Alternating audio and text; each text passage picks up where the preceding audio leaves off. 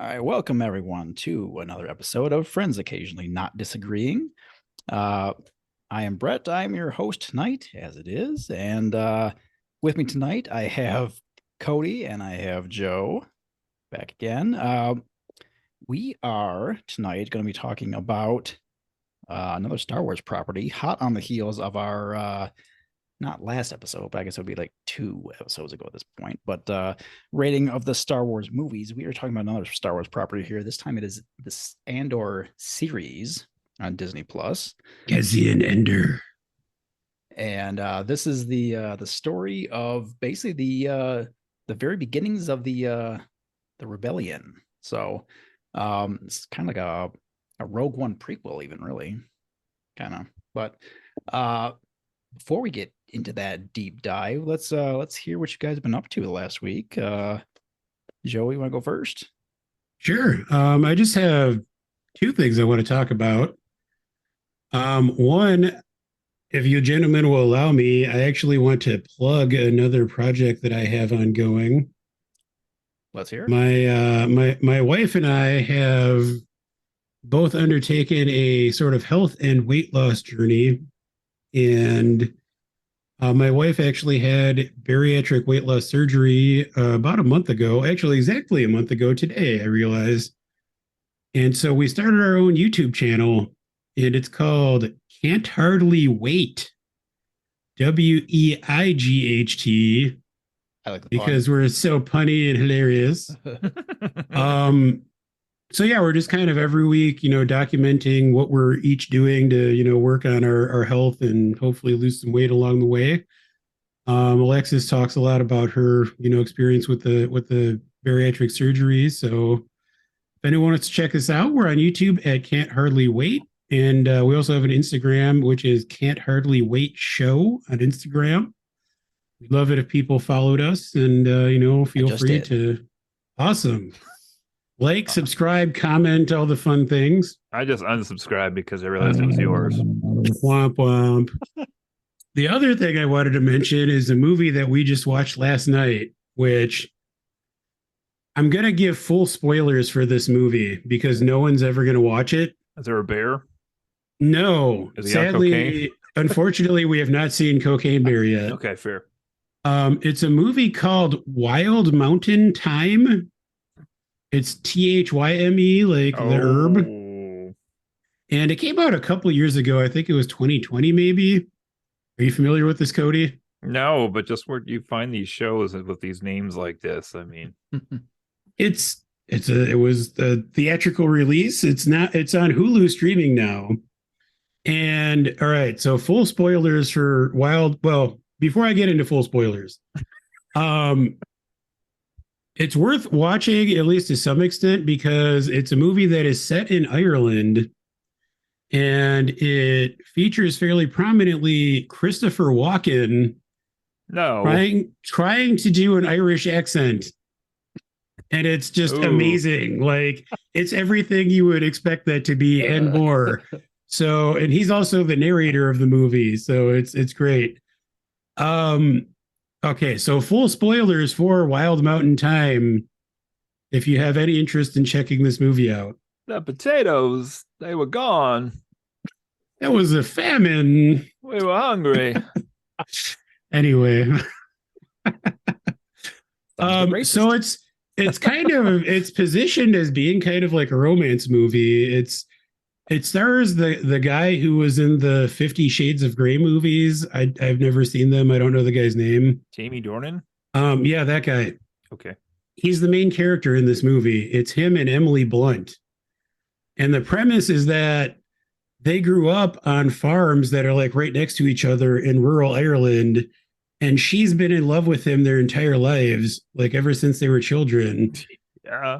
And he has never been interested in like any woman or like anything at all. He's kind of like a weird guy, lives with his father, who's played by Christopher Walken. And like throughout the course of the movie, she's basically throwing herself at him.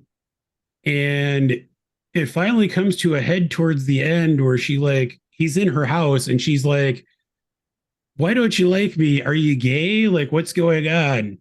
And he's like, no, I'm not gay. And she's like, well, what is it then? Why can't you just, you know, why don't you feel the same way I feel about you? I shit you not. His response to this is that he thinks he's a honeybee. This is the big twist in this movie. Wow. He literally thinks he's a honeybee. Now they don't explore this at all.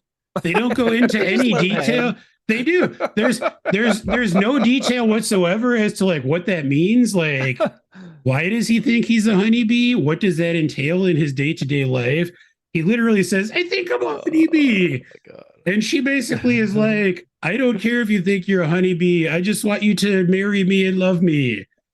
It's like the weirdest fucking movie I've ever seen in my life. Wow. So like I can't recommend it to anybody, but if you just want to like be left wondering how a movie like this could be made, I guess it's worth checking out. It's like I keep thinking about it because it's like it's so random. Like it's not really seated at all in the movie. Like there's one scene at the very beginning when they're children where he's like sniffing a flower and ends up with pollen on his nose. But that's never really talked about. Like there's no setup at all for this honeybee thing at the end. And then once it comes out, there's no like, like, what does that mean? It's literally just, I think I'm a honeybee. And she's like, she literally says, well, everybody thinks there's something. So it's fine that you think this. I accept you how you are. That's it. It's just so fucking weird. Anyway, that's what I've been up to. I can't top that, boy. Jeez. I haven't watched anything nearly as entertaining as that, it sounds like, but I've been mostly binging video games for the last week, which is a little unheard of with my schedule from the last few years, but I was sick last weekend, so I was down, barely had the energy to do anything other than sit on the couch, so I started playing video games, and I played a ton of Fire Emblem 3 Hopes again, still going on that right now. I was mentioning off the air here, I lost a good member of my team recently in a battle because they were down to low health and the doorbell rang and I went to answer the doorbell. It was one of my son's friends, came back, unpaused the game, and my character promptly died, and permadeath is on the way I'm playing it. So that character's gone for the entire campaign now.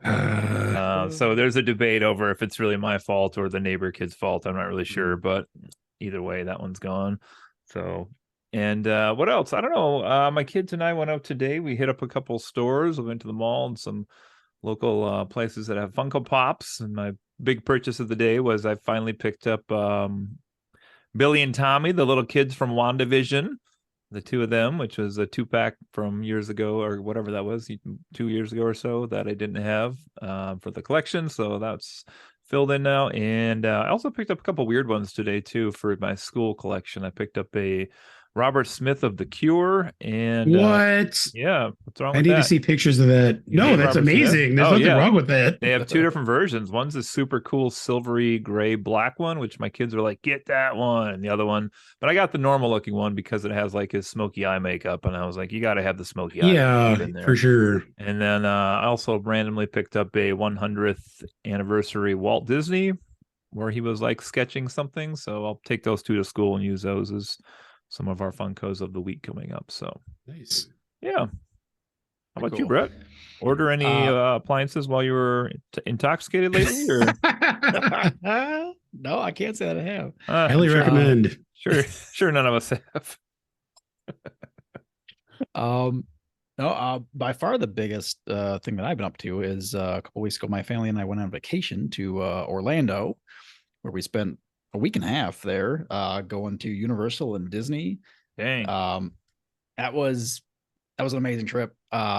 Literally spent over a year planning it with our kids having food allergies. That was a big ordeal.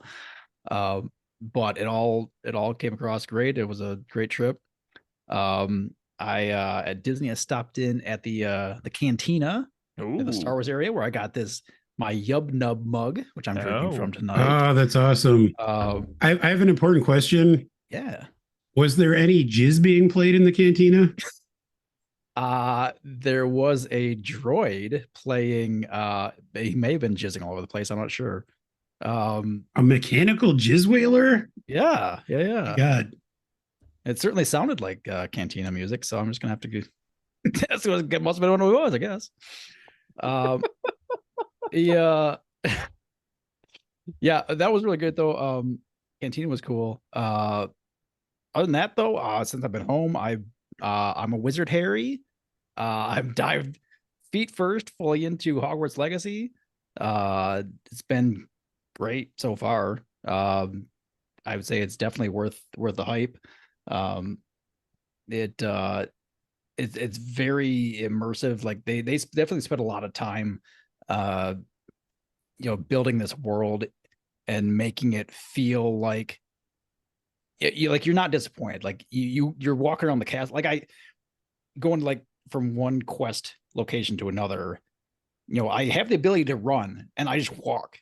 I just like walk and like look around at the area because it's amazing the way they built this castle out and the surrounding lands and stuff. So um it's been really enjoyable so far. The voice acting seems really good, the dialogue's good, graphics are great, the combat is really fun. So yeah, if you're a Harry Potter fan or even just a role-playing game fan in general, I think most people would enjoy it. So I got to ask Brett, back to your other topic for 1 second. What was your pick of the rides you went on at either park? I probably there was a lot of good stuff. I probably would go with the Escape from Gringotts ride at Okay. Universal. Hmm. It's like a combination of roller coaster and 3D like projection. It's really cool. But there's a lot of great rides we went on. There was we did go to like this. I wouldn't put this near the top. I would put it on like Pirates of the Caribbean, which is a classic ride.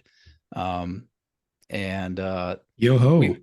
we went on at Disney in the Star Wars area. We went on the Smuggler's Run ride, which essentially you're on the Millennium Falcon doing a smuggling run, and like you actually like have to like do things. Like I was an engineer, I had to like push buttons and like make sure that like the ship didn't fall apart. And it's like an interactive ride slash video. So it's pretty cool. Okay.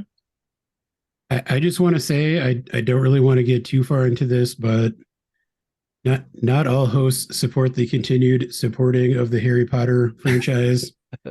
I have friends in the trans community, and J.K. Rowling has done a lot to harm them.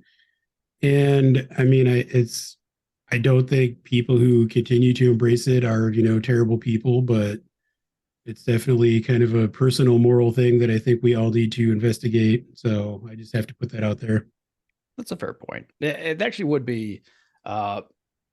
I don't know if that would make a good podcast topic necessarily, but that would be a fun discussion to have one sometime. But For sure.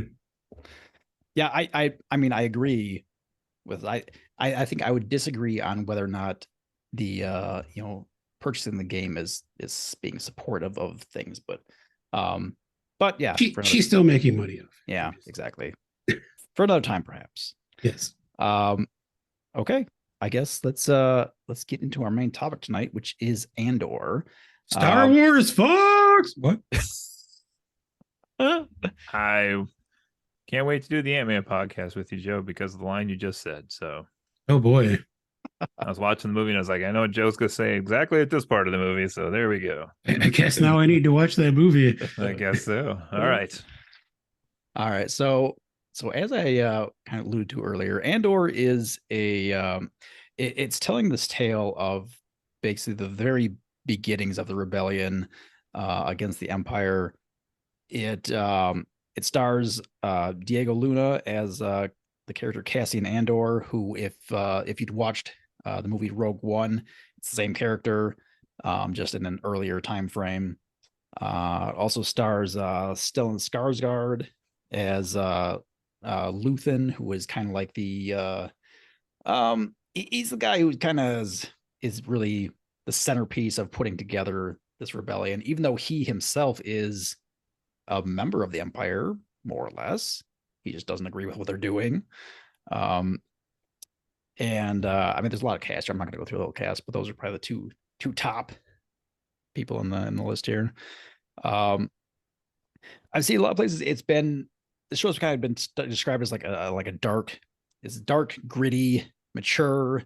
It's like ground level action. These are just some of the words that kind of describe it. It's really a spy thriller at its heart. It just happens to be set in the Star Wars universe. And so you really don't get, there's a little bit of like starship combat, but that's a very minor piece of this. There's 0 lightsabers, right? I don't think there was a single one that I remember seeing. So. That is correct. So you don't get all the epic flashy things that you'd normally think of when you're looking at a Star Wars property. But that's kind of what sets it apart, I think. And we'll definitely would get in that, but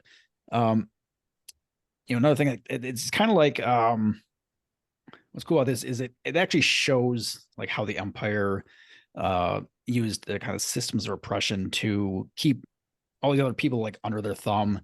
And you actually like see the people being like oppressed rather than in the movies where they're just like Empire bad and like, they tell you these things, but you don't actually see it. It's just all action and adventure. And it also kind of gets really into the meat of it, showing like the real political stakes that are at hand here, and the real like the cost, like human cost that it takes to kind of get this resistance like off the ground and running. Where did I have it here? I was going to read the description here. There's a new perspective from the Star Wars galaxy, focusing on Cassian Andor's journey to discover the difference that he can make. The series brings forward the tale of the burgeoning rebellion against the Empire and how people and plants became involved. It's an era filled with danger, deception, and intrigue, where Cassian will embark on the path that is destined to turn him into a rebel hero. So, any thoughts before I get into the next bit here from you fellas? I guess not. Well, no. I'll say ahead of time here too. Like I'm the sole reason that this podcast is so late from when the show came out, because it took me forever to get through this with just our family schedule. I wasn't going to point fingers, but no, it's fine. I'll just say it. No big deal. Totally my fault. So, a couple things I guess on my end just to keep in mind as we're talking about tonight. This is one that stretched out very, very long. I mean, the actual release for this was probably over like 2 months, I would say, because they released a bunch at the beginning. And I mean, for my viewing schedule, this stretched out to like 4 months plus probably. So yeah, there's that. So I kind of viewed it that way. And then I've talked about in previous podcasts as well. I think we watched this one with captions on, which drives me friggin' nuts. So we'll talk about that more as well. But anyway. So one thing that's a little bit unique also about this series is that they made the decision to basically tell the story in little compartments or arcs of the story. So it's a 12 episode series, but really it's kind of broken down into like 4 sub-series, kind of, if you look at it that way. So there's an arc of storytelling that is the recruitment phase, where Luthen is primarily he's trying to get Cassian to join the crew. You get a lot of the backstory of Cassian and like how he got to this point and things like that. And then that kind of comes to, in the 3rd episode, kind of comes to a head with where basically the Empire is like closing in on Cassian because he's like a smuggler and selling like black market stuff, and they've caught up with him, and then it like forces him to like go with Luthen. It sets him on this path to join those rebels. Did that arc end with the scene in the like factory barn looking type place with all the metal shit hanging from the ceilings? Correct. Yeah, that was a pretty cool scene. Yeah. And I guess before we go into the next arc story here, each of these arcs they're kind of set up in a way that they're a little bit kind of slow building, and then each of them comes to a kind of very more action sequence at the end, which yeah, I thought was like pretty satisfying the way that was done. It definitely can feel a bit slow at points, but I think that's really only if you're trying to view this as a typical Star Wars action adventure, then it would feel quite slow. But if you're looking at this as a more serious series where it's handling like human issues, then it doesn't really feel slow then at that point. If you really look at it that way. Yeah, I mean, I was hooked pretty much from the start, but I've heard a lot of people say that it wasn't until episode 3 that the series really hooked them when stuff starts kind of hitting the fan. I mean, I guess I could see how, especially like episodes 1 and 2 might feel slow, but it just, to me, like right from the start, it just felt so different from so much of what we've seen from Star Wars that it just had me intrigued. Mm-hmm. Like the first episode, I almost got like a Blade Runner vibe from it. It almost feels kind of like neo noirish. You know, it's all like dark and rainy, and it's like right near the beginning, our hero just kills 2 guards, and it's a lot darker than you'd expect from Star Wars. So that had me intrigued, but yeah, it does kind of take its time developing these different plots, which I think is a huge benefit.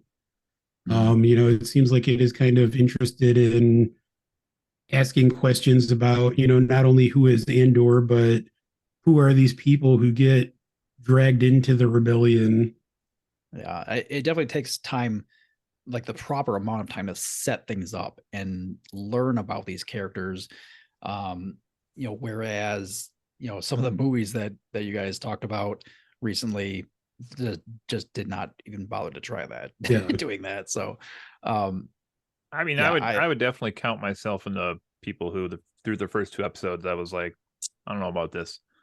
It was really slow to me, and like, I don't know, the characters that they were, Cassian, even in Rogue One, which I love, as we just mentioned, is not necessarily like an outgoing, lovable character, or I don't know, in some ways even a particularly interesting character.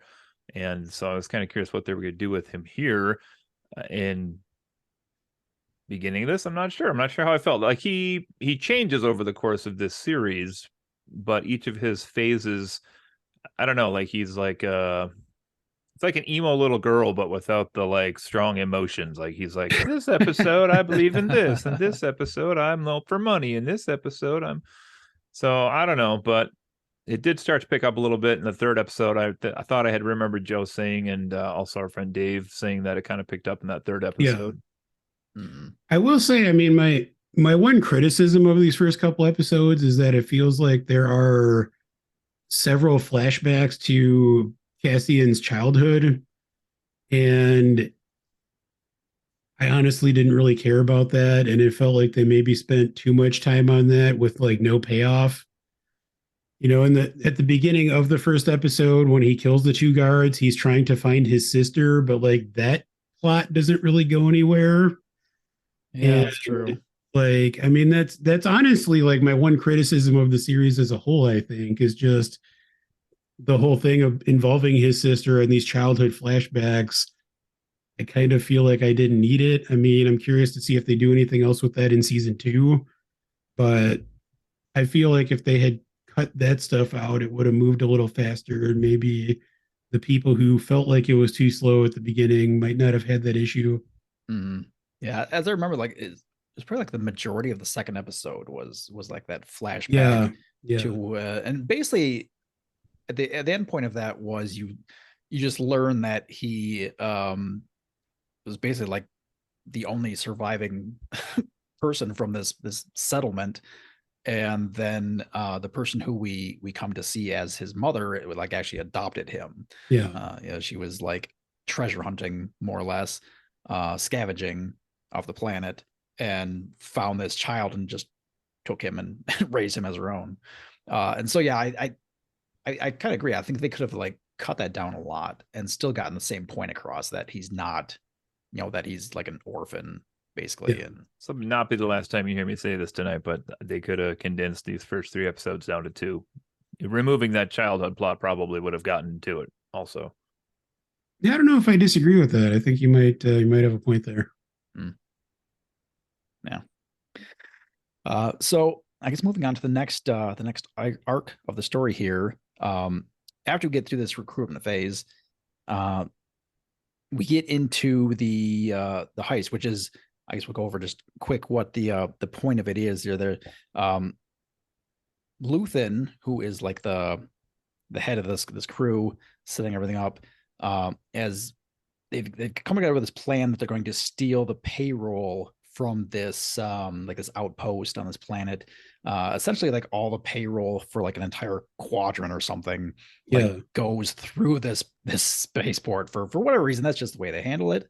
And of course it's not as, perhaps, not as protected maybe as it could be, because of reasons. And so they devised this plan to steal this payroll, which I don't even remember exact numbers, but it was, some massive number of amount of money. And so that's the job, is they're going to steal this payroll, and that's going to fund the rebellion going forward. So episodes 4 through 6 handle this part of the arc where Cassian is dropped off by Luthen, and he kind of joins the crew, and the crew was like, who's this guy? We've been planning this thing for months and months, and you just show up out of nowhere. Like, they didn't trust him, and wasn't sure what to think about him. And he honestly probably didn't do a lot to ingratiate himself with the group. He was kind of standoffish a bit, but I'm here for the money. We find out that they have a guy working on the inside, which is going to like really kind of facilitate this heist getting pulled off. And again, it kind of like, you get a couple episodes where it's kind of building up, laying the groundwork, setting up relationships with these characters. And then the that third episode, which is episode 6, then is the actual heist, where things mostly go to plan and kind of go to crap a little bit at the end. But what you guys think about this arc of the story? What you like about it, or didn't like? I mean, I thought again, this maybe could have been condensed for me as a viewer. Like the preparation scenes of them getting ready to train and drill and get ready to go on this heist. Like, I was like, okay, they know how to walk. We've been doing it for 2 episodes. We're good. But the actual like payoff episode, again, with the eye and who were the people? I don't remember what the people were called that were like the natives to the planet. Yeah. That did the big ceremony while the stuff's shooting in the sky, and like that was again kind of a cool thing. So I see what you're saying here with like each of these little plots kind of building to the moment, if you will. I don't know, it was okay. Like you said, the robbery was kind of botched at the end, and like more money for everybody, I guess, because they lost half the crew, so they got that going for them. That's true. But again, for me, this could have been condensed to a lower, maybe 2 episodes again. I don't know if I agree with that, but I mean, I feel like this arc, it's kind of indicative of what I love about this series as a whole, is that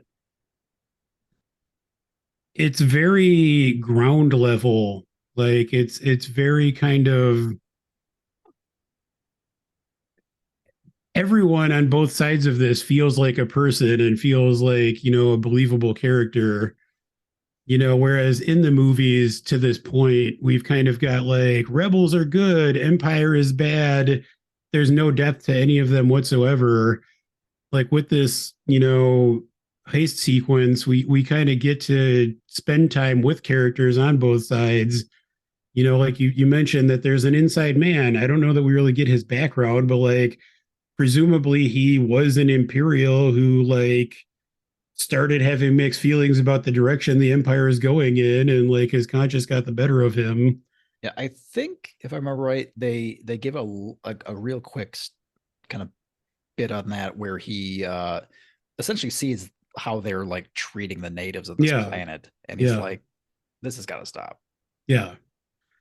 But even like one of the like higher Imperial officers there, his family is there, and they hold his family hostage.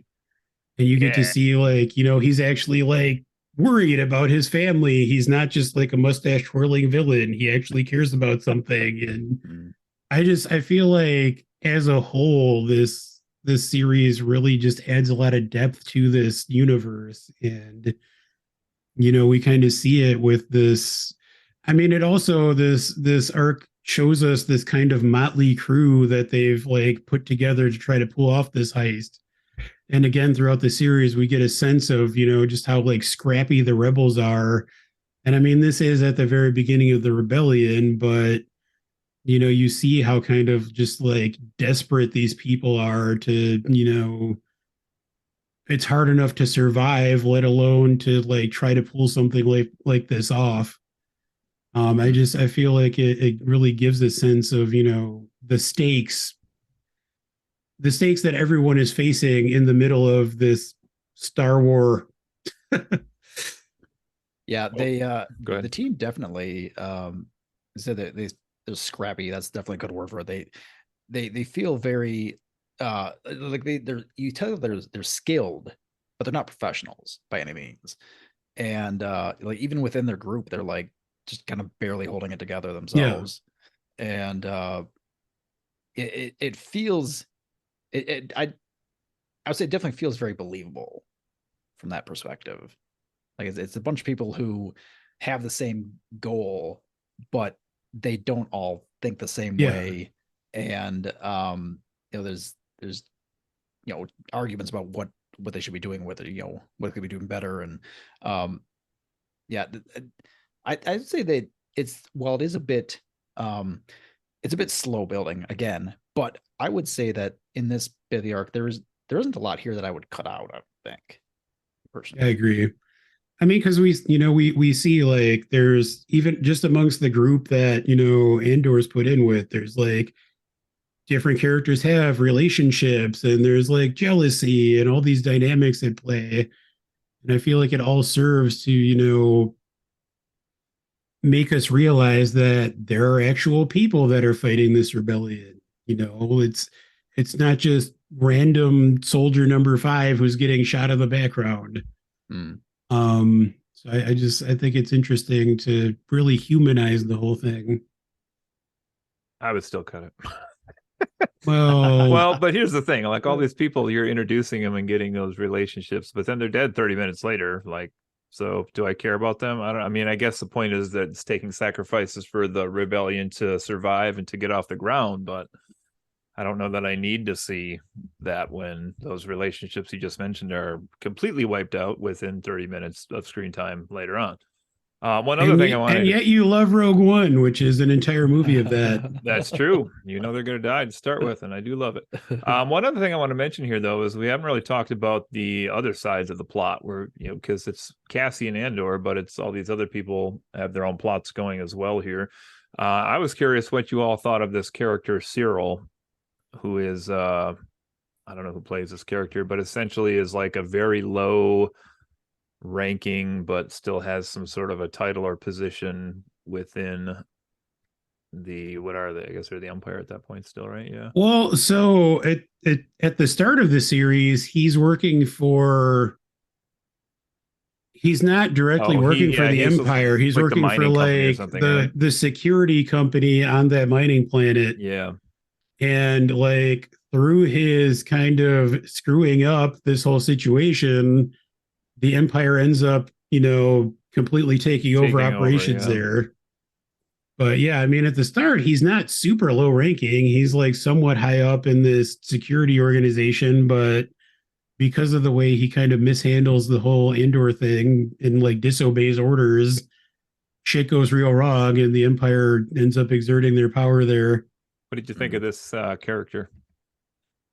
I thought he was interesting and creepy, and like I think he's kind of. Oh, go ahead, Brett. I was just gonna say, yeah, he's like he's very driven. Yeah, he's like in like obsessive. in like kind of like an interesting but unlikable way. Like it's not a character that you're like, oh, I like this guy, but you're interested to see like where he's going to take himself through his obsession with this. Yeah. But I mean, he's also like, he's driven, but he also has this weird kind of like impotence about him. It's like nobody really takes it, when he first shows up, like when he's reporting to his boss in the security thing, he's like made modifications to his uniform to like try to make himself look fancier, and he kind of gets like some shit for that. And it's like bits of flair. Yeah, he's just like this kind of weird guy who's like, trying to, pursue something better, but like he does it like for some reason the way he comes across, like nobody does really take him seriously, and he's like the ultimate beta cuck. I was really annoyed by this character for the first half of the series and was like, I can't wait to see where he goes in the second half, because there's got to be some kind of payoff for all the stuff we're getting with this guy. More on that later. But anyway. More to come. More to come. What about Deidre over in the Imperial Security Bureau, the ISB? Now, she's somebody I would not mess with. I'm just putting that out there. Agreed. Yeah, I thought she was really interesting. I mean, again, going back to what I was saying about how this series kind of humanizes people on both sides. Like we see she is like an exceptionally capable officer, it seems like. She's smart. Like she is kind of wise to these patterns that are developing and seeing that there is possibly this rebellion forming, but she's also still having to deal with imperial bureaucracy. Yeah. And like, it kind of feels like maybe because she's a woman, she's like struggling more to, get people to believe her and take her side. And there is this kind of like petty inter-office like posturing between her and like one of the other managers. And it's really cutthroat, like high, like business powers. Yeah. And like, and I love that because it makes these imperial officers feel more like believable people and not just like, purely evil villains. Like I thought it was interesting to see that. Have we had a lady in the Empire, the evil side of Star Wars prior to that point that's like had any sort of authority whatsoever? I mean, Captain Phasma, but that's not till the later trilogy. Yeah, I mean, as far as like chronologically, I mean, I think we've seen some just like random female officers in the background, but no one who's really had any sort of like screen time or dialogue or anything. Yeah, it's like she's she took the time to actually like realize, hey, there's probably something wrong with this rebellion, and we can like track it and get the facts on it and actually do something about it. Where I feel like the people above her are just like, we're too strong, we'll just crush anything that comes along our way. Yeah. I thought it was interesting that like, this character was clearly on the bad guys side. Like halfway through the series, I found myself like kind of internally cheering for her when she like finally was like getting things going for her the right way. So that was like an interesting dynamic that I wasn't expecting. And it, again, really, I think that really just kind of comes about because, as we've been talking about, they actually make these characters human, people that actually have things going on with them, and like, so these backstory and like emotions and things. And I found that interesting and fun, that actually this person on the Empire side, you actually care about what happens to them. And we also get the other side plot with Mon Mothma here, with the aristocratic dealings of the rich and famous, I guess, trying to maneuver money from place to place as well.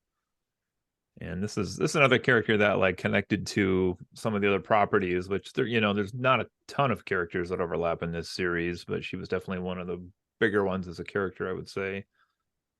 Her plot's kind of well, it's not that exciting. You call it what it is. It's very like, shrouded in secrets and business dealings under the table and trying to protect assets that could be funneled off to the rebellion and Great relationship with her husband as well. Yeah, I thought it was interesting to see just kind of more of Mon Mothma's origins and like I mean, because previously we've seen her as like a leader of the rebellion, but here, she's a senator and she's trying desperately to maintain a cover, while she's like secretly trying to help the rebellion. And we also see several interactions between her and Luthen under his cover as like an antique dealer. And I think it's interesting to see these characters who are like very much living like they're on Coruscant, the like capital of the Empire, and basically leading these dual lives, like trying to simultaneously seem like important members of the Empire while they're also secretly trying to help the rebellion. And I just thought that duality was interesting, and especially with Mon Mothma, just getting the background of this character who we've seen in like multiple of the films at this point, but like never really knew anything about. That was cool. Luthen's like the worst shopkeeper as well, because he keeps all his good items in the back, not out on the store floor. What's up with that? Yeah, Mon Mothma, it definitely is the most like she's just a straight up spy in this. It definitely she has the most to lose by far. Like if she gets found out, she's gonna just probably be executed. And and she has a family. She has a daughter, which like I don't think anybody else on the rebellion, at least in this series, really has that kind of family to protect. Yeah, I don't think so.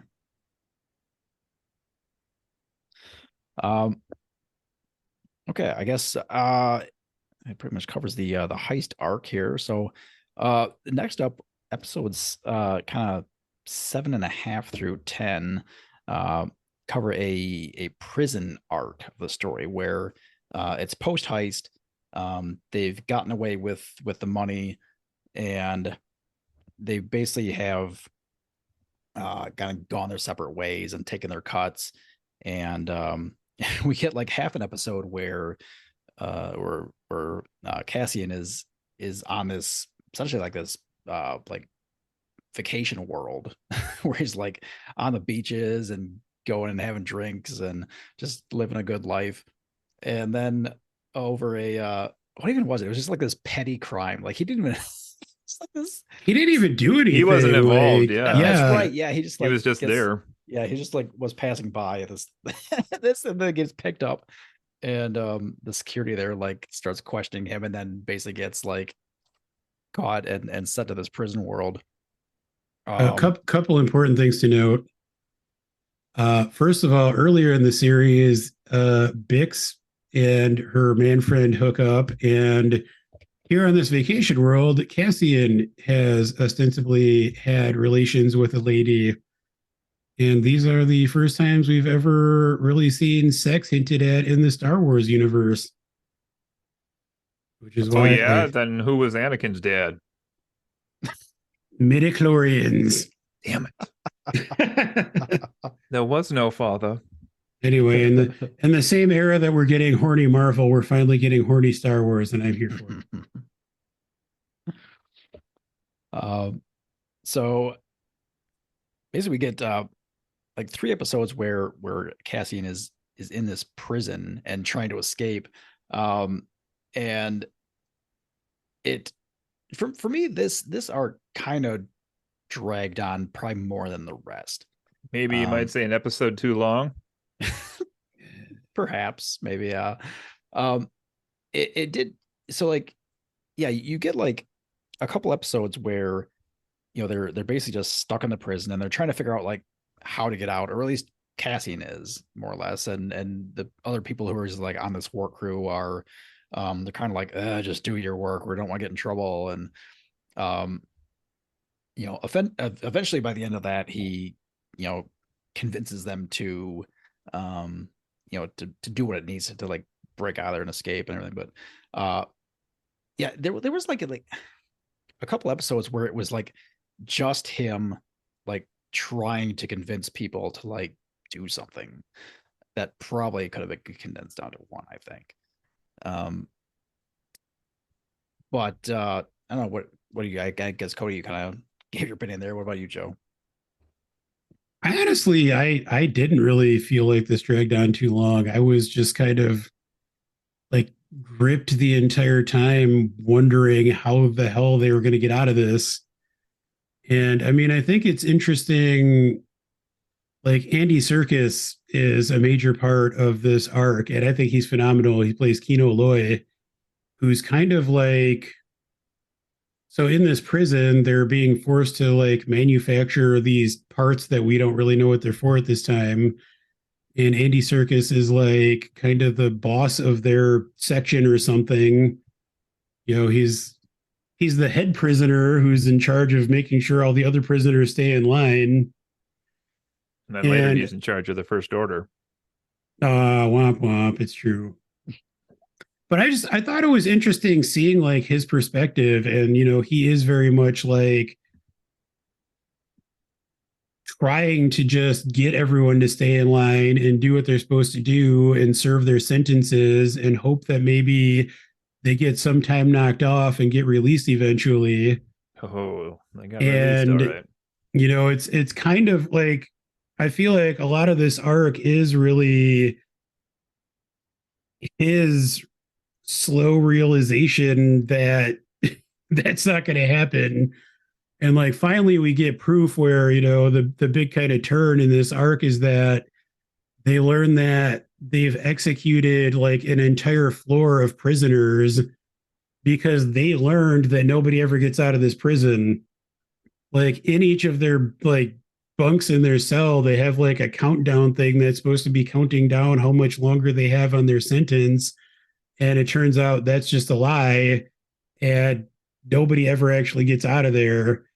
And this other floor had learned that, and they just killed everybody to try to keep the secret. But then the other prisoners learn that that happened, and that's what ends up sparking the rebellion there.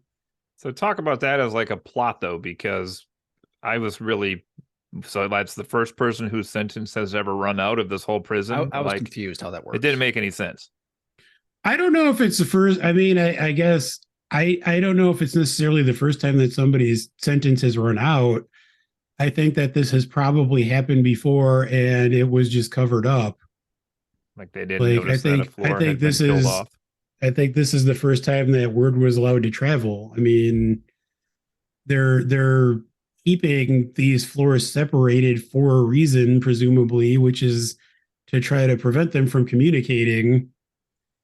You know, they can communicate. They pass like other groups on the same floor and like talk to them, but it doesn't seem like there is any communication between floors.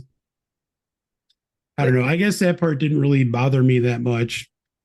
The question I had was like, okay, so a dude, his sentence runs out. He gets moved because everyone else needs to believe that he's gone. He got released. Where does he go? Like, yep. That is a good question. He goes to, let's say he goes to a different floor so that the floor that he's on sees him gone. But he gets there. He clearly knows he didn't get out. Right. He doesn't say anything. Like, he doesn't say anything to anyone. And so it just, that floor doesn't learn anything. And then it just keeps going on like that until finally somebody says, hey, by the way, I was supposed to get released and I didn't. That was the part that really confused me. Like, how the only like a little out of it I could think of from the like writing standpoint is maybe they had been letting people out prior to that point, and like this was the first person that they were like, we're gonna keep him here because we need to get this shit done. But that's I'm not sure. Like, that could work. Maybe. Like, looking at the summary on Wikipedia here, it says they learned a disturbing rumor. A prisoner who had completed his sentence was sent to work on a different level instead of being released, forcing the prison to kill all the prisoners on that level to cover up the mistake. So this says it's a mistake, but like it doesn't feel like that in the show. I don't know. Yeah, they played it off as it's just that standard business operation. Yeah, like it was like intentional that like nobody's getting out of there. Mm-hmm. So I don't know. I mean, like I said, I guess it didn't really bother me that much, but I think it is kind of a valid question to ask. I'm just gonna put out. No, go ahead. I was just gonna say it works as a good plot method to get all these prisoners like worked up and like Yes. get a fire under their seats and get moving. But yeah, it didn't. I definitely had questions about how that would work. I was gonna say these 4 episodes. This arc was the whitest thing I've ever seen since I watched THX 1138. It was so white. Oh my god. White things everywhere. And repetitious. Oh my god. Put the thing, bring the claw, turn the thing. Okay. I mean, I think that was the point. It was. Yeah. I mean, it kind of worked there because it's building like you as the viewer almost are like kind of lulled by what's happening on the Yeah, screen. like You're this like, somebody is do something. Right. Like, this is their life all day, every day. but again, I don't know that I needed 2.5 episodes of that. I mean, how did you guys feel about Andy Serkis in this arc? I I like thought him he- quite You a know, bit. Loy, Yeah, I thought he was fantastic. I thought Yeah, he was very he definitely- believable with his like turn that he does as well. You know, and he finally Yeah. comes around to the other side of the Right. Yeah. He's argument. very much like, no, just stay in your lane. Don't screw this up. And then Yeah. like you definitely see him like struggle to get over that hump. And then when he does, he's just like full on, let's do this. Yeah. So yeah. I like how Andor helps him own his own leadership. Like, even though Andor is kind of the one like trying to goad everyone into, rebelling and whatever, he knows that Kino is the one who's like been there all this time and like everybody knows. So like he's the one who has to be kind of like the voice, goading everyone into this. I thought it was interesting how that all played out. Although ironically, nobody knows due to the floors. That's true. But in How did you guys how did you feel about the revelation that he can't swim? I was sad for him, man, in that moment. It's like the most heartbreaking 3-word phrase I've ever heard, especially in the history of Star Wars. Yeah. So just for anybody who hasn't seen the show and they're curious what that means, these prison facilities are essentially like these they're not floating because they're above the water, but they're like a structure that's built up and has legs, and it's like above this huge lake, so that the prisoners, if they manage to get out of the building, are then like in this large ocean and have nowhere to go anyways. So yeah, when they finally do escape, you find out that that his character can't swim and therefore can't escape. Not Yeah. the swimming that would have scared me. It was the like 400 feet up in the air. Yeah, Oh, it's God, a yeah. heck of a That was high. dive. But yeah, and it's even more heartbreaking because he tells Andor, I can't swim, and Andor's kind of like trying to figure out what to do with this information, but then he gets like swept up by a wave of, other prisoners trying to jump to their freedom, and he gets like knocked off this thing, before he can try to figure out a way to help Keto. So it just like it makes it even sadder. Yeah. Okay, so that kind of wraps up the prison arc. Then we go back to which I'm trying to remember the name of the planet now.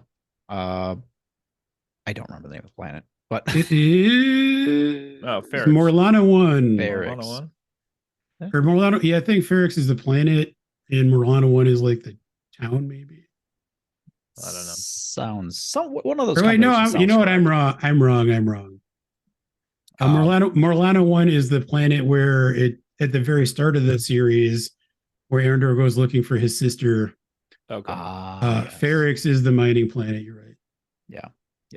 We should say, full disclosure, Joe and I watched this show like 4 months ago. Yeah, we were originally talking about podcasting about this series months ago, but someone took forever to watch it. And to be fair, I watched it over a span of 4 months. You can do the math on that. Collectively, all of our memories are a little bit rusty at this point, but essentially we get after we get out of the prison, Cassian finds his way back home, and we I'm trying to remember now. So when he gets, I'm trying to remember how this worked now. So when he gets back, his mother is dead at that point, right? She died while he was in prison.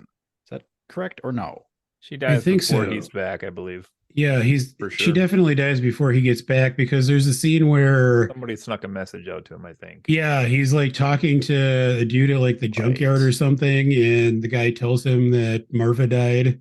That's right. Yeah, he doesn't go home right away, and he gets the message, and that even though the message said don't come home, of course he's going to come home after that. Yeah. And yeah, so um, this is the last two episodes here, 11 and 12, are really where this everything just kind of everything that's been building up kind of boils over at this point.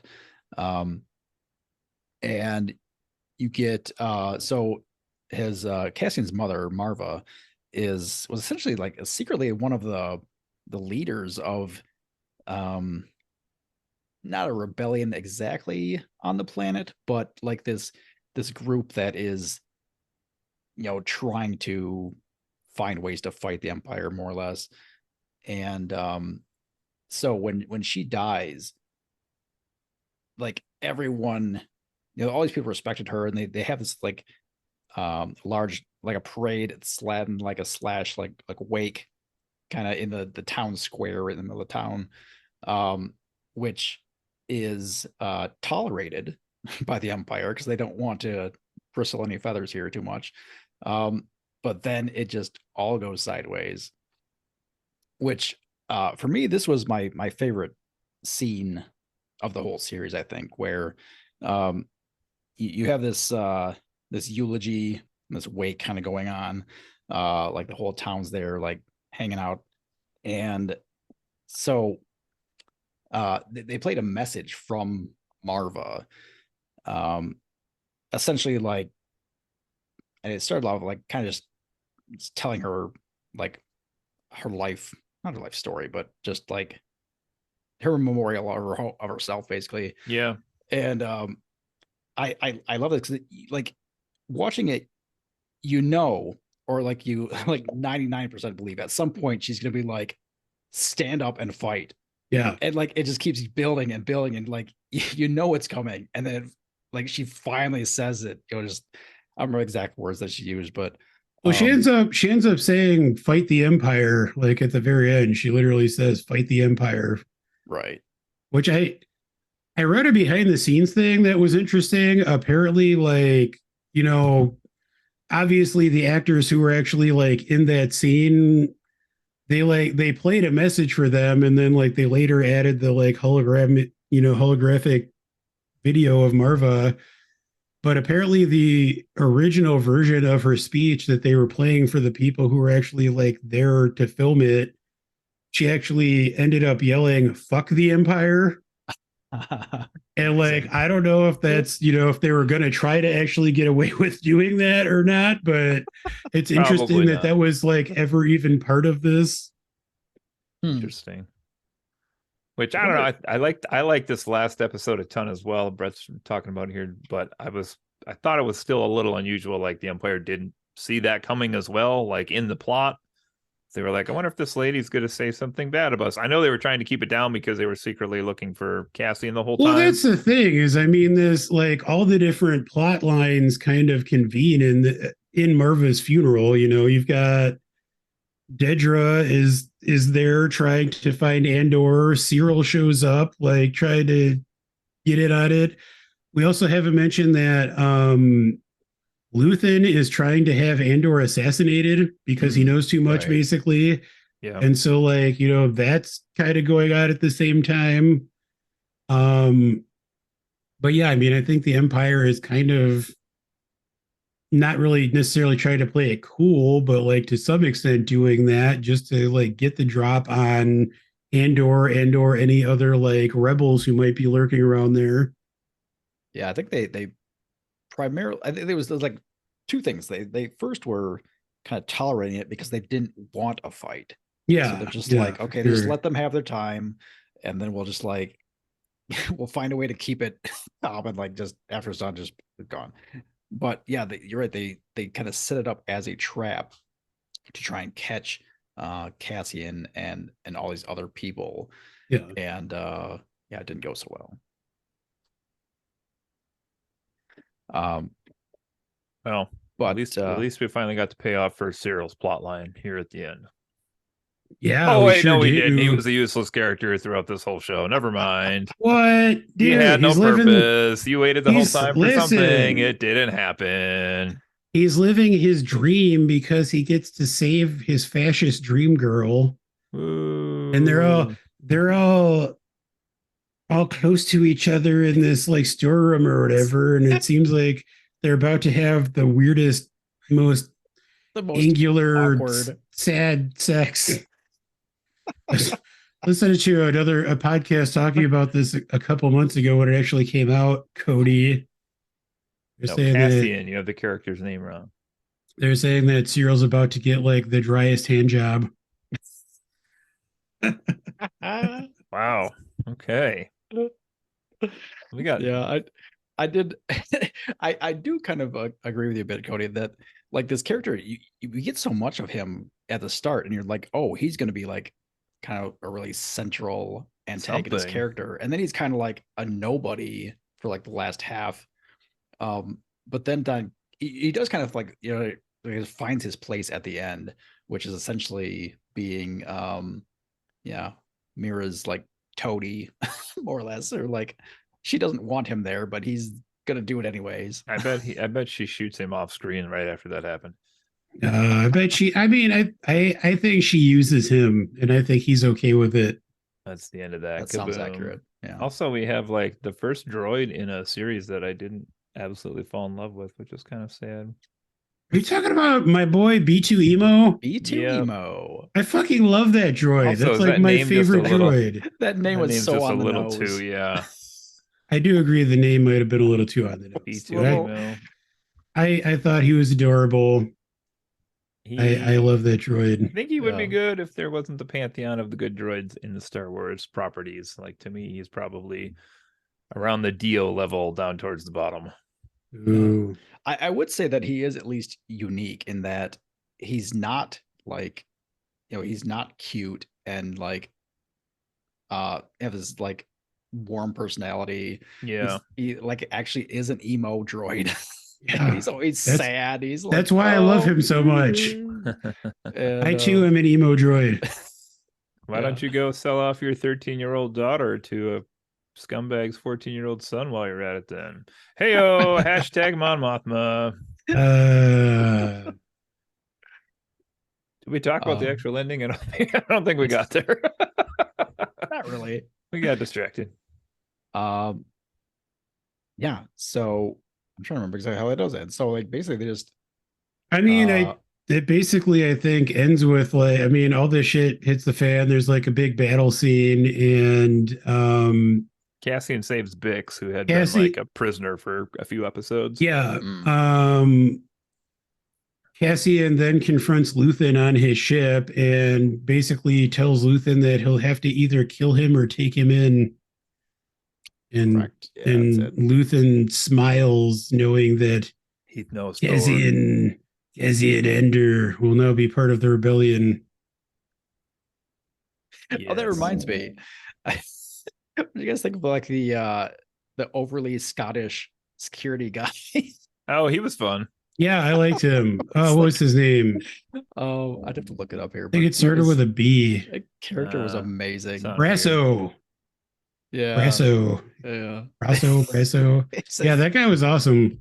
very dedicated to his job. I liked him. Yeah, he was fun. Oh, and then we were talking earlier that Cody had not seen the post-credit scene before, but Yes. there is a post-credit scene where we basically learn that what the prisoners were building were parts for the Death Star. We see these droids like in space starting to assemble what we recognize as part of what will become the Death Star. The boom boom part. Kaboom. Yes. Kaboom. I don't think we even mentioned Vel or Cinta or anybody else here. No, Yeah.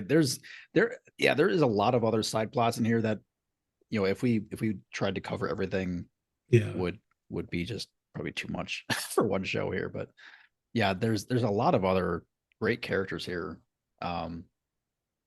Yeah, like all the other people in the crew, and there's all these other, plots going on in the background and things. So this But, is saying, at least on the webpage here, that there will be a season 2 that takes place 5 years later, and that will conclude the series then. Yeah, I'm curious. I think I've read that in season 2, each episode is going to be like a couple years apart or wow. something like that, Oh, weird. which it seems like it's kind of a weird pivot from how this season worked. Yeah, That's well, interesting. says this is 5 years before Rogue One. So if they do presumably 12 episodes, I mean, yeah, a couple episodes a year, if that's what they're getting. I mean, they could almost do it with, if they kept the arc style that they have this Yeah, season. that's true. I mean, do 4 years, and then the 5th year would be Rogue One. Hmm. But I don't know. I don't know what they do with season 2 of this show, because season 1 was like, here's Cassian's story to get him off the ground and into the rebellion fully, and then where he's at in Rogue One. So what is season 2 going to be? Is it going to be just disparate adventures they go on, or is this going to be? I would guess that that's it. I would Seems guess like it'd it's be hard to just have a solid plot. You know what I mean? yeah. Like a 12 episode arc. You could, I guess, if you had something in there, but I mean, I would guess it is just him, as a member of the rebellion and kind of the shit that he gets up to.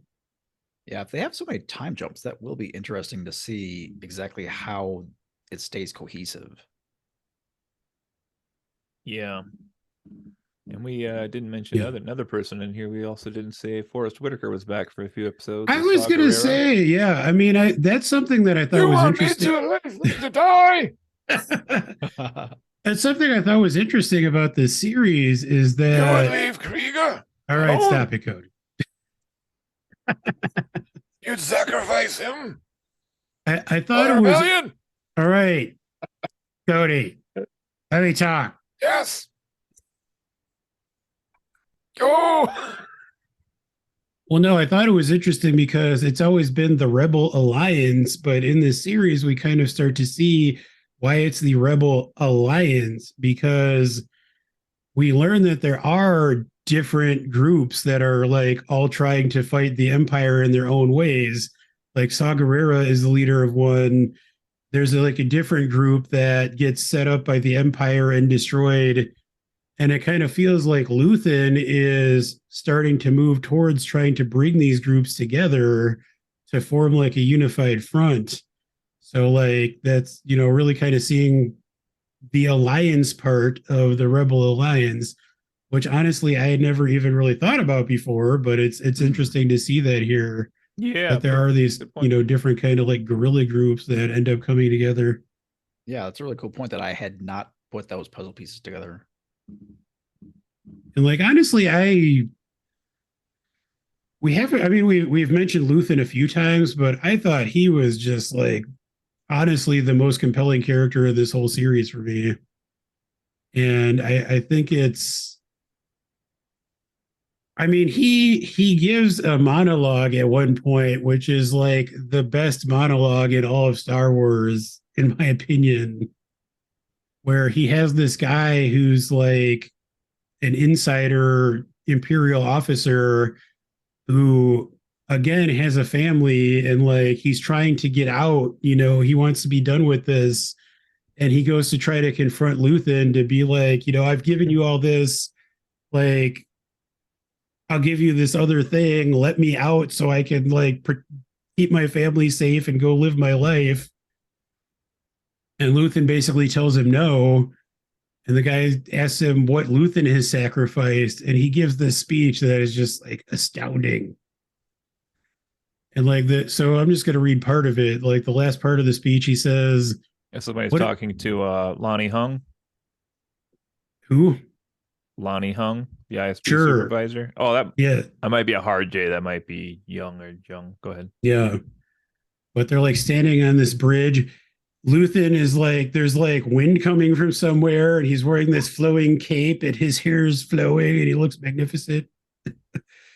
And he gives a speech, and the last part he says, "What is my sacrifice? I'm condemned to use the tools of my enemy to defeat them. I burn my decency for someone else's future." I burn my life to make a sunrise that I know I'll never see. And the ego that started this fight will never have a mirror or an audience or the light of gratitude. So what do I sacrifice? Everything. And it's just like, man, because he's not a hero and he knows that he's not a hero. You know, if you look back at like the end of A New Hope, there's the whole medal sequence where like our heroes are rewarded and like everybody knows who Luke Skywalker and Han Solo are. And here's the guy who like literally started the Rebel Alliance and like nobody is ever going to know who he is because he has to stay secret, you know, because he has to try so hard to maintain this duality and stay undercover. You know, he is sacrificing his entire life for someone else's glory, for like recognition that he will never receive, but also hopefully for a better future for the entire galaxy. And it's just like, it's such a just compelling and kind of heartbreaking concept. And it's, you know, again, going back to like what I like about the series being that it humanizes the rebellion and the empire, and it takes things kind of to a ground level. You know, it's like he doesn't get to be this big grandiose hero who is celebrated. He has to just kind of live underground in the shadows and accept his lot in life. And it's like he is presumably like maybe even the single most important figure in the history of the rebellion, and nobody will ever know who he is. And it's just such a interesting concept, I think. I agree with that. I think I definitely really enjoyed his performance in this. I love his voice. Yeah. I just love his voice. And you know, I there were definitely times through like the latter half of the series where I actually questioned at points whether or not he was playing the rebels. Like he actually was, you know, was a bad guy. And you know, near the end, of course, then we get the bit where he's, you know, essentially gonna go try and kill Cassian because you know, because he knows too much and yeah, that information has to be silenced. But yeah, I really enjoyed the character and the performance both. He also has a cool ship that has lasers that come out the sides of it. Pew, pew, pew, pew. Yeah. Yeah, that ship was loaded. That was a cool scene when he that's was flying. kinda- It was really the only like space battle we had with TIE Yeah, fighters and him. it That was was, actually pretty yeah. cool. I mean, it was Yeah. also like I like that it was like even that managed to be unique and feel different than anything we'd seen before. Yeah, it was like Inspector Gadget's car in space. It was the closest thing we got to lightsabers in this series. They just happened to be attached to the sides of his ship. Right. Yeah, that was really cool. So one thing I saw here as I was like preparing a bit today is that this comment that somebody said that Andor is a show that you really can't and shouldn't binge. In mainly in part because it there's too much to like absorb. There's you know things that you actually have to like listen to and like kind of let it sink in. And that's people were recommending like watch the arcs and then take a break and then watch an arc and take I a took break. that to heart. You did without even knowing. And I think I would agree with that a lot. Like it definitely there's definitely breaks. You know, obviously at the ends of the arcs, it's a very convenient place to take a little break.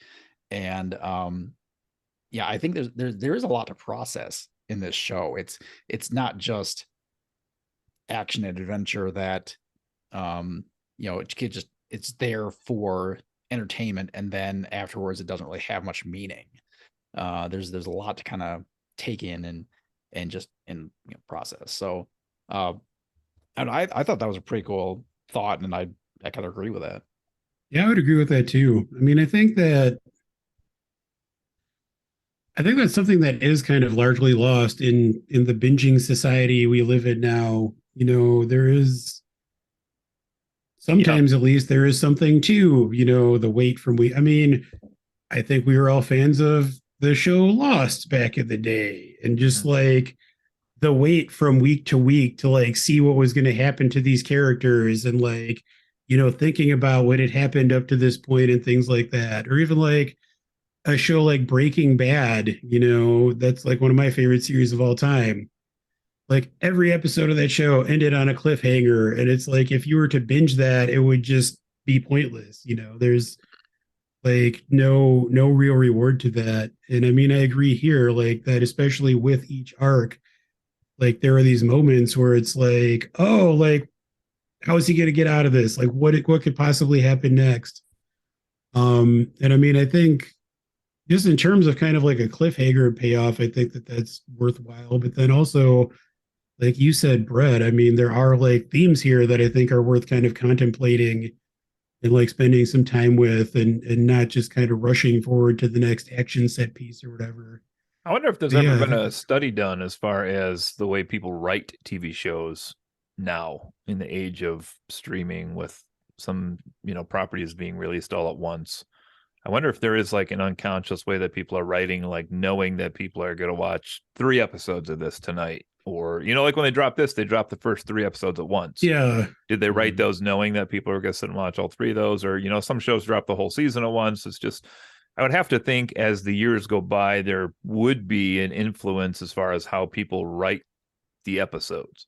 I would think so. I mean, I think Andor is kind of unique these days in the fact that it is made up of these, kind of unique arcs, because I feel like a lot of series these days, especially, I mean, like Disney Plus is super guilty of this with like, especially the Marvel shows and like the other Star Wars shows, where the season is literally it's really just like a 10-hour long movie, and like a lot of the other streaming services tend to be like that too, where not only are episodes not self-contained at all, but like there are really not these arcs along the way.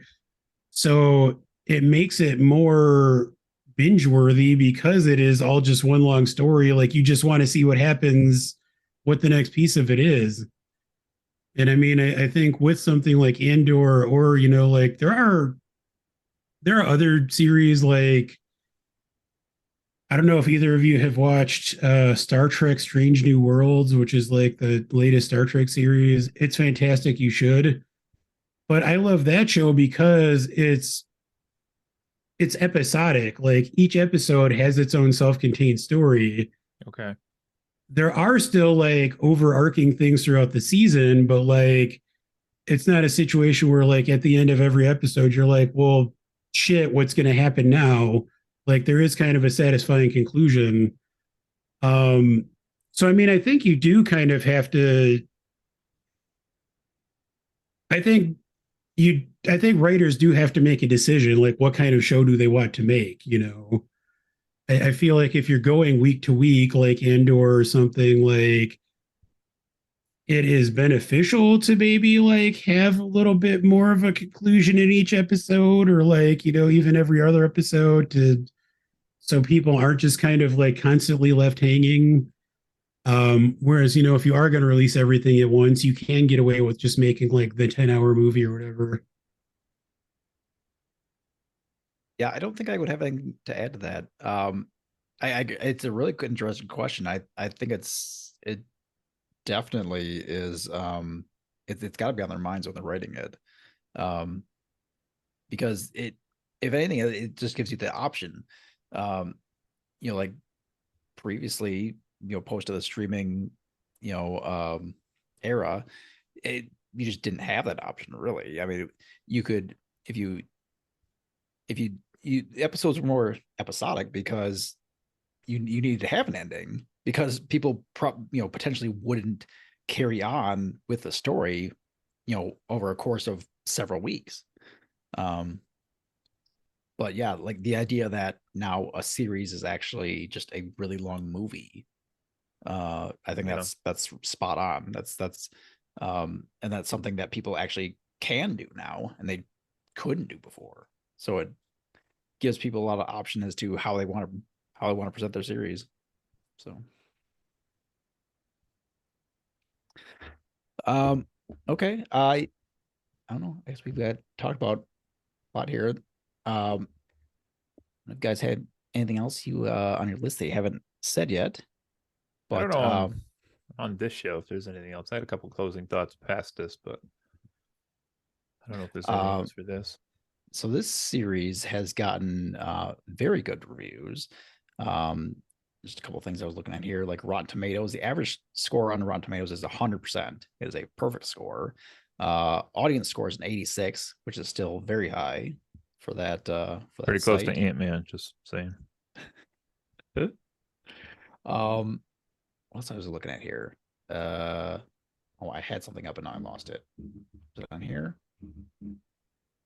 I was on the Wikipedia. Here it is. So like they had an I'm not sure where this is from. Oh, it's from Rotten Tomatoes. Okay. So they had like episode by episode score. And through the first 4 episodes, it was hovering like above 90%. And then 5, 6, 7, 8, 9, and 10 all were perfect score episodes on Rotten Tomatoes. With 11 having a dip down into the 90s, and then 12 again was another, it was 10. So it definitely has gotten a lot of good numbers and reception from people. I personally would agree that I really enjoyed a lot about this. There were points, I would say, where it as we've gone over a bit, but it was a little bit slow at times, and it I wouldn't say that it was hard to stay attentive to it, but it's probably just part of more of a mindset of you think watching a Star Trek show, and so you're expecting like lots of action and like lots of things happening, and it just takes more time to develop those things. But I don't know. Are we ready to get into our own personal ratings here, or any other thoughts? We can do it. Let's do it. All right. Well, guess I'll head it off here. As I've said here, I really enjoyed the whole series. I thought it was very unique in the presentation. I liked the small arc kind of segments of the story. I thought that was a cool way to do it. And as we brought up in the discussion about just streaming in general, I thought it worked really good in that regard. Especially the fact that they dropped the first 3 episodes, and that 3rd episode ended with a really good hook. I think that really helped to bring people back in. I liked a lot of the characters. I liked the acting, the casting was really good. I don't know, other than a few like the questions about the prison sequence where how exactly that went down.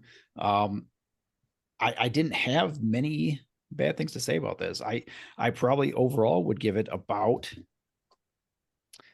let's I didn't put a number here beforehand, so let's just go with it 8.75. How about that? That feels about right. That works. Getting down to the hundredths. I like it. Want me to go next, Joe?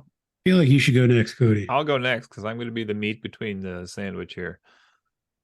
Things I really enjoyed about this show. Well, I'll start with the things I didn't enjoy about it. I do think 2.5 episodes need to be trimmed off this. You could make a debate where those fall in the first arc, second arc, third arc, probably somewhere in there. I think that would have been a little bit better for me. There were times where the episodes just felt a little bit long-ish, and I don't know how they could really change the jail part of it, but it really did. I mean, it's what they were trying to do, but it really did kind of grind me as a viewer to just watch them assemble those things for like 2 full episodes. I was like, I can't even handle this anymore. I don't feel as much as I liked the. And yet you watch them assemble Avengers for like 20 films. It only took like 6 to assemble the Avengers, Joe. Come on. Deidre's plot, I expected to go someplace. I don't know that she really did anything in the end. I mean, hopefully her standing in the Empire is still good because she didn't stop Cassian. She didn't do anything with what happened on the planet of Ferrix. It was just kind of there. The Cyril plot, I didn't like at all. I don't enjoy that person as a character. I know you're not supposed to, but like he felt like he was a waste of time, is what I'm trying to say, which I did not enjoy about him. I just kept waiting for some big revelation with him, and there wasn't one. But that's about my criticisms. As far as what I liked about this,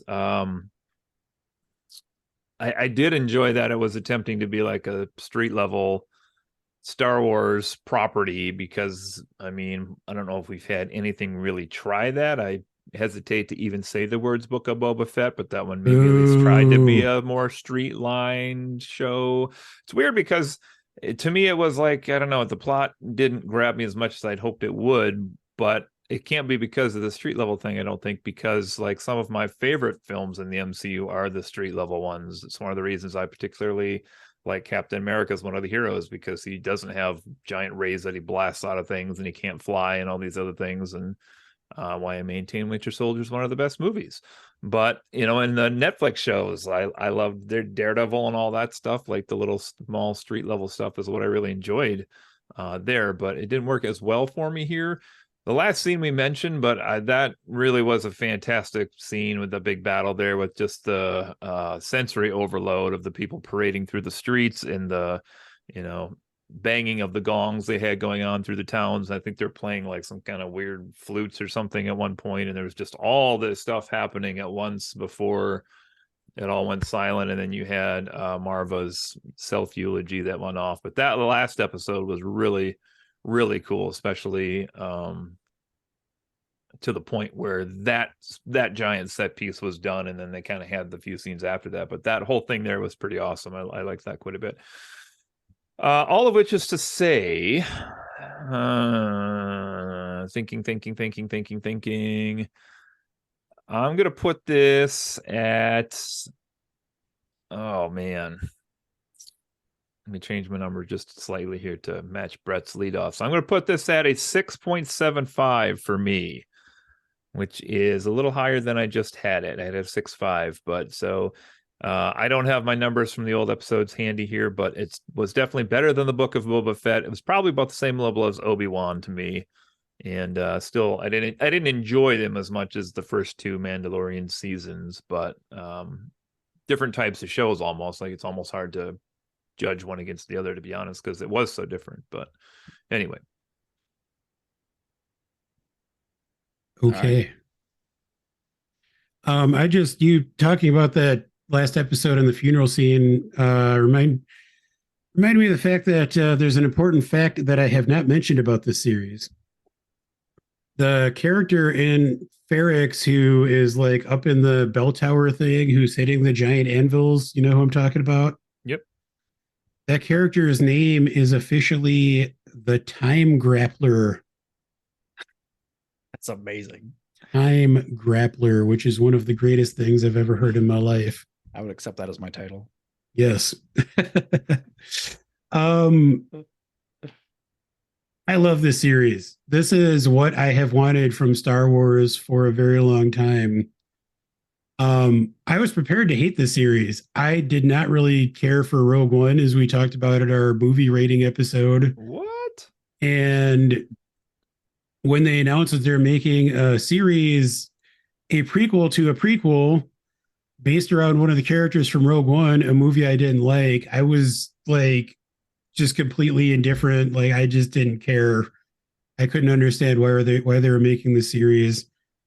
And then it came out and I started hearing really good things about it. And I started watching it, and I think it's incredible. I mean, it's a side of the galaxy far, far away we haven't seen before, which, I mean, the one thing more than anything else I've been craving from Star Wars is something that actually feels different, that doesn't feel like completely beholden to, you know, the Skywalker saga or the original trilogy, or, you know, kind of doing the same thing over and over again. And I feel like even though this is clearly tied to that because it's hinting towards the Death Star and it ends up going into Rogue One. Just the way it's written and filmed just feels so completely different. I mean, we've mentioned multiple times how it is kind of ground level and like really focused on developing these characters, and it just feels more, I don't want to say the word gritty, but it does feel more gritty. It feels more realistic, and it I mean, I've said this a few times already, but it feels more human. Like it feels like it's humanizing this galaxy in a way that I don't think anything before it ever did. And I really hope that Disney takes the right lessons from the critical acclaim that the series has gotten, and that they allow people to, do things that are more different and maybe take some more risks in this universe. Um, all that is to say, I think this is one of the best properties in the Star Wars universe that has ever been made. I mean, I think this is one of the best TV series of the past several years. And if you had told me that I'd be saying that before this came out about a series that's based on a character from Rogue One, I would have told you to go fuck yourself. But I was blown away. I mean, I loved all the actors. I think a lot of the concepts and sort of like corners of the rebellion and empire that it shows us are just fascinating. Um, I am going to reduce my score a little bit from what I came in prepared to give this, just based on, some of the concerns that you guys brought up, which I do think there are a few valid things that keep it from being kind of perfect. But I'm basically reducing my score from the perfect 10 I was going to give it. And instead, I'm going to give it a 9.75. I think it is very, very close to being perfect. I think it is one of the best things that's ever been done in the galaxy of Star Wars. I think everybody should watch it. If you think this is good, if I got a movie for you, What's it called? Rogue One. Ooh. Maybe you need to rewatch it now that you've seen this. I tried and I couldn't get through it because it was so fucking boring. That's funny. Well, that's Anyway. a pretty high aggregate for tonight, then, I would definitely say. Yeah. I was going to mention here, just for some closing thoughts for me, like I didn't really realize till we were halfway through this episode that Mandalorian will be out by the time this drops on March 1st, isn't it? Yeah, so you'll all so we got a week delay on these at the moment here. So Mando. you'll all be back in Mando world before this one hits, but we'll see how that goes for season 3. I was curious this is my question I have for you guys. Which of the 3 shows this year are you most excited for? Mandalorian season 3, Ahsoka, or Skeleton Crew starring Jude Law, the greatest actor of our generation? I honestly could say I haven't heard of the last one. Isn't there like a bunch of kids on that one? Yeah, it's him and a bunch of teenagers. I don't want that. They're a hate kids. skeleton crew, presumably. I mean, I'm most excited about Mando because I quite enjoyed the first 2 seasons. I'm curious about Ahsoka, but what? Apparently, Skeleton Crew already has an 8.3 on IMDb. It's that doesn't seem physically doesn't possible. even have a release date, so that's impressive. Wow. It's that good because it has cheers. the greatest actor of our generation, Jude Law. Oh boy. I'm curious about Ahsoka. I mean, I don't really know much about her aside from her previous appearances in Mando, Andor, Book of Boba Fett. I mean, I never watched any of the animated stuff, but I mean, I will watch that series. Skeleton Crew, I don't really know much about besides there's kids involved, which is always a turnoff for me. So it says it will explore the vast unknown parts of the Star Wars galaxy. No, we'll see how that goes. Yeah, it's not a kid show. Huh. This is said by John Watts, director. It's kind of interesting. I mean, yeah, I'm gonna have to pick the safe choice and say Mandalorian just because. But I've read a lot of articles recently about their regrets with what they did with Boba Fett series and Mando being in that. A lot of regret, and they wish they hadn't introduced Mando and Grogu back into that now because they're worried a lot of people didn't watch Boba Fett and now are not going to have a clue why they're all back together again when they start season 3. So Yeah, that is I mean, Alexis didn't watch any of Book of Boba Fett, and like we watched the first 2 seasons of Mando together, and she liked it. So I'm sure that is going to be a problem for a lot of people. yeah, one of the in-depth Disney insider articles I was reading with some of their like studio heads and stuff said they regret now that they tried to make this universe as connected as it was. Like they're trying to move to a less connected version of the Star Wars live TV show model at this point. So we'll see how that goes. Actually, somebody else theorized. They said maybe that they would instead move it to more like a. They almost said it as the first example was like the MCU where they had like 5 or 6 different shows, but then they could come together for like the big Avengers movie. But somebody else said a better comparison might actually be those Netflix Marvel shows where they like each had their own universe and maybe occasionally had like a cameo in each other, but then they had the like Defender miniseries that was like the kind of bring them all together type thing. I don't know, kind of interesting where it goes, but anyway. Yeah. Okay. Well, sounds like we have everything wrapped up here tonight. So we're gonna head out of here with I don't know. We're gonna go in the style of a Rebel Alliance theme, whatever that feels like to you. Make it up as you go. I like it. All right. Well, friends. Gonna sell my daughter off for the benefit of the rebellion. Occasionally not disagreeing. I'm the time grappler. My girlfriend hates me, but that's okay. I work for the guy from Thor who ran around naked. Beep, beep, beep, beep, beep. Dry hand jobs. Not disagreeing. It's the driest hand job. Bye,